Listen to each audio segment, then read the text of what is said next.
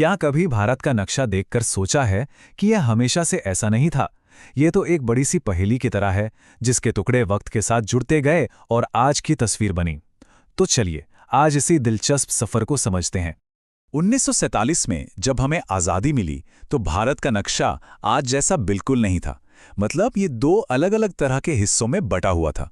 एक तरफ थे ब्रिटिश प्रांत, जिन पर अंग्रेजों का सीधा राज था, और दूसरी तरफ थीं सैकड़ों देसी रियासतें, जहां राजा महाराजा तो थे, लेकिन वो भी ब्रिटिश हुकूमत के ही अधीन थे। तो एक बिखरा हुआ नक्शा था जिसे एक करना था। और ये काम कितना बड़ा था, जरा इस नंबर पर गौर कीजिए।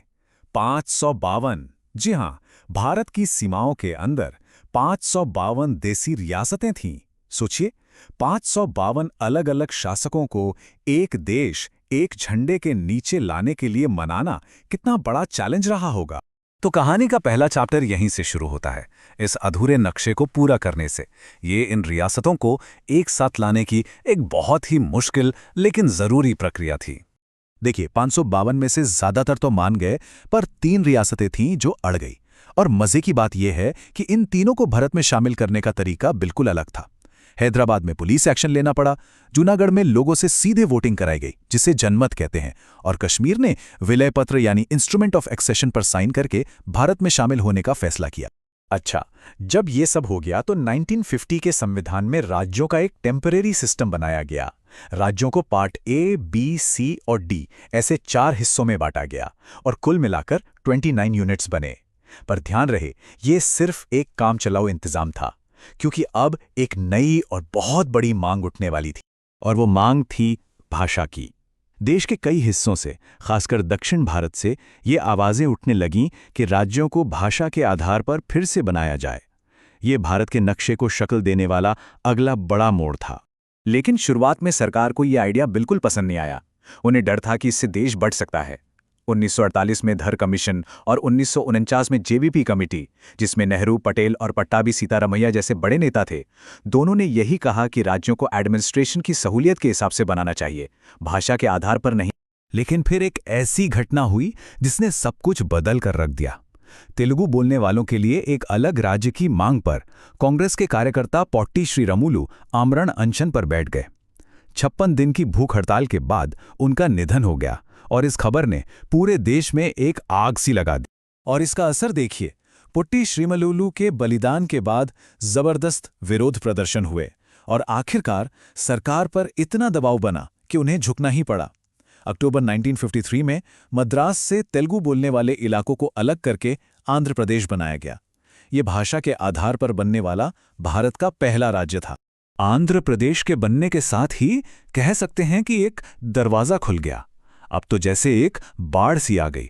देश के कोने कोने से भाषा के आधार पर नए राज्यों की मांग उठने लगी। अब सरकार को भारत की अंदरूनी सीमाओं को पूरी तरह से दोबारा डिजाइन करने के बारे में सोचना पड़ा।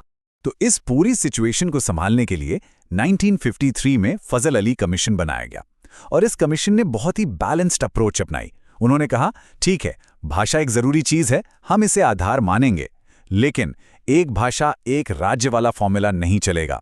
उनके लिए देश की एकता, सुरक्षा, आर्थिक स्थिति, ये सब भी उतने ही जरूरी थे। कमीशन की सबसे बड़ी सिफारिशों में से एक थी कि ये जो पुराना ABCD वाला कॉम्प्लिकेटेड सिस्टम है, इसे खत्म कर देना चाहिए और एक नया सीधा साधा स्ट्रक्चर बनाना चाहिए।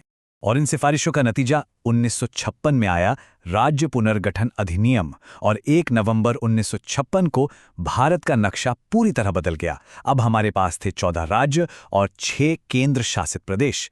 इसने देश की पूरी पॉलिटिकल ज्योग्राफी ही बदल दी। लेकिन रुकिए, कहानी यहीं खत्म नहीं हुई। 1956 तो बस एक शुरुआत थी। आने वाले दशकों में नई मांगों और आंदोलनों के कारण भारत का नक्शा लगातार बदलता रहा, इवॉल्व होता रहा। और यह बदलाव कितना डायनामिक था, जरा देखिए। 1960 बॉम्बे बंटा, महाराष्ट्र और गुजरात में। 66 में पंजाब से बना हरियाणा। 72 में नॉर्थ ईस्ट का नक्शा बदला, मेघालय, मणिपुर और त्रिपुरा बने। 87 में गोवा, अरुणाचल और मिजोरम को राज्य का दर्जा मिला। 2000 में एक साथ 3 नए राज्य बने, छत्तीसगढ़, उत्तराखंड, झारखंड, और हाल ही में 2014 में बना तेलंगाना। मतलब ये सिलसिला चलता ही।